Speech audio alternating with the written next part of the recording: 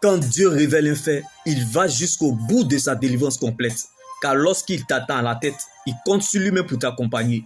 Donc, si leur action vient des êtres humains, elle se détruira. Cela disparaîtra. Mais si elle vient de Dieu, vous ne pourrez la faire disparaître, ni la détruire. Car les solides fondations posées par Dieu subsistent.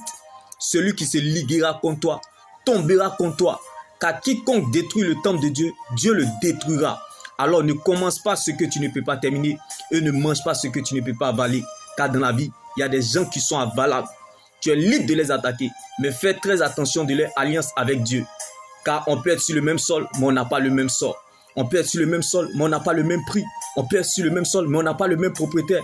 Jésus-Christ n'est pas une option, mais une nécessité. Sans t'en rendre compte, c'est Dieu que tu combats. On ne combat pas ce que Dieu a tiré de la douleur. On ne combat pas ce que Dieu a tiré de la douleur. Sinon, tu mourras avant ton heure. Comme Pharaon qui est mort prématuré dans la mer Rouge parce qu'il combattait le peuple d'Israël. Ne meurs pas avant ton heure. Ne meurs pas avant ton temps. Ne meurs pas avant la mort. Ne meurs pas pour mourir. Ne meurs pas seul, mais avec Jésus. Quand tu meurs en Jésus, même ton cadavre sent bon. Car le temple de Dieu est saint. Et c'est ce que vous êtes à Christ. Et Christ est à Dieu. La vie est ce que nous pensons. Mais l'éternité est ce que Dieu pense de nous.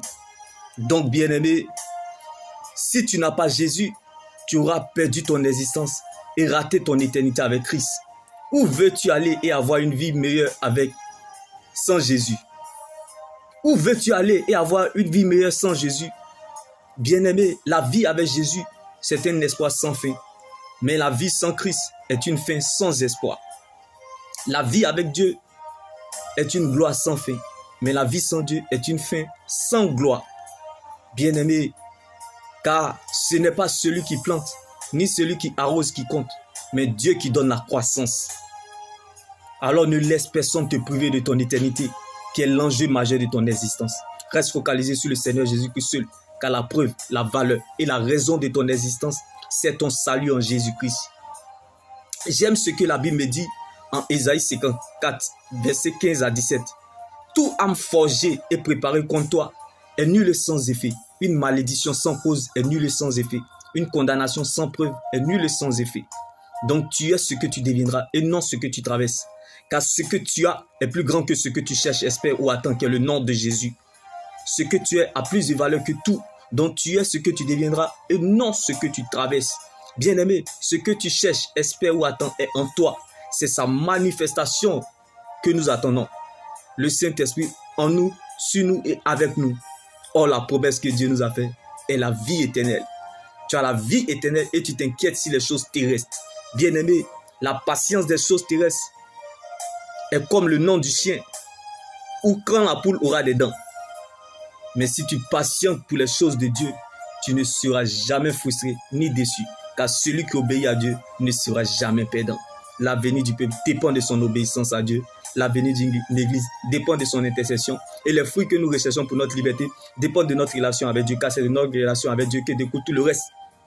Jésus-Christ, bien-aimé, la Bible pouvait nous le dire. La religion ne sauve pas. Le christianisme n'est pas une religion, mais une relation avec Jésus-Christ, offrant son salut pour quiconque croit et place sa confiance en son sacrifice à la croix pour le pardon de nos péchés et pour notre éternité.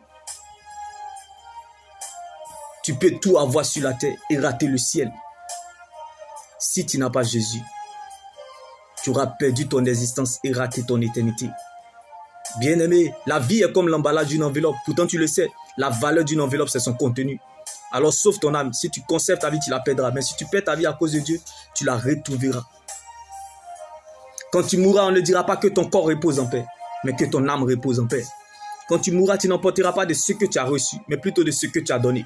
Il y a quelque chose que tu peux donner aux autres, quand bien même que tu n'as rien. La chose de Dieu qui est en toi, certainement, elle te donnera accès à ta liberté.